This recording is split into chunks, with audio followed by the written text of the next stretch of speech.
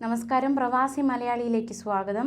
Gulf രാജ്യങ്ങളിൽ തൊഴിൽ ചെയ്യുന്ന പ്രവാസികൾക്ക് മുന്നറിയിപ്പുമായി സൗദി അറേബ്യ രംഗത്ത്.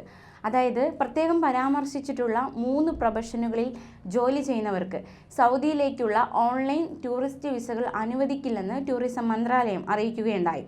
ഗാർഹിക തൊഴിലാളികൾക്ക് സ്പോൺസർമാരോടൊപ്പം ടൂറിസ്റ്റ് വിസയിൽ വരാൻ അനുവാദമുണ്ട്. ഓൺലൈൻ ടൂറിസ്റ്റ് വിസ കിട്ടാത്ത പ്രൊഫഷനുകളിലുള്ളവർക്ക് സന്ദർശന വിസയിലോ ഉംറ വിസയിലോ വരാവുന്നതാണ്. ദിവസങ്ങൾക്ക് മുൻപാണ് ഗൾഫ് രാജ്യങ്ങളിൽ ജോലി ചെയ്യുന്ന വിദേശികൾക്ക് സൗദി അറേബ്യയിലേക്ക് വരാൻ ഓൺലൈൻ ടൂറിസ്റ്റ് വിസ അനുവദിക്കണമെന്ന് ടൂറിസം മന്ത്രാലയം അറിയിച്ചത്.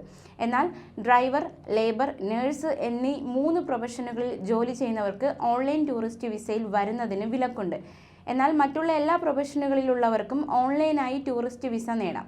കൂടാതെ ഗാർഹിക തൊഴിലാളികൾക്ക് അവരുടെ സ്പോൺസർമാരോടൊപ്പം ടൂറിസ്റ്റ് വിസയിൽ വരുന്നതിനും വിലക്കില്ല. അതോടൊപ്പം തന്നെ സ്പോൺസർ വിദേശിയാണെങ്കിലും ഈ ആനുകൂല്യം കിട്ടുന്നതാണ്.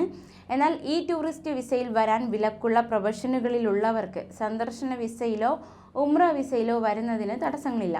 ഇങ്ങനെ വരുന്നവർക്ക് 3 മാസം സൗദിയിൽ തങ്ങാം. ആരോഗ്യ ഇൻഷുറൻസ് പരിരക്ഷയുൾപ്പെടെ 435 റിയാലാണ് ഓൺലൈൻ ടൂറിസ്റ്റ് വിസയ്ക്ക് ചിലവ് വരുന്നത്. എന്നാൽ വിസയ്ക്കായി അപേക്ഷിക്കുന്നവർക്ക് ചില വ്യവസ്ഥകൾ നൽകണമെന്ന് മുന്നറിയിപ്പ് നൽകിയിട്ടുണ്ട്. ഗൾഫിലെ താമസരേഖ അഥവാ ഇക്കാമ കാലാവധി 3 മാസം ഉണ്ടായിരിക്കണം. കൂടാതെ പാസ്പോർട്ട് കാലാവധി 6 മാസത്തിൽ കുറയാൻ പാടില്ല. സിംഗിൾ എൻട്രി, മൾട്ടിപ്പിൾ എൻട്രി എന്നിങ്ങനെ 2 വിധത്തിലാണ് ടൂറിസ്റ്റ് വിസകൾ സൗദിയിൽ കിട്ടുന്നത്. സിംഗിൾ എൻട്രി വിസയിലൂടെ രാജ്യത്തേക്ക് പ്രവേശിച്ചാൽ കാലാവധി 3 മാസത്തേക്കായിരിക്കും. എന്നാൽ മൾട്ടിപ്പിൾ എൻട്രി വിസയിലാണ് പ്രവേശിക്കുന്നതെങ്കിൽ സാധുത 1 വർഷത്തേക്കാണെങ്കിലും ഒറ്റത്തവണ താമസിക്കുന്ന കാലയളവ് 3 മാസത്തിൽ കൂടരുത് എന്ന വ്യവസ്ഥയുണ്ട്.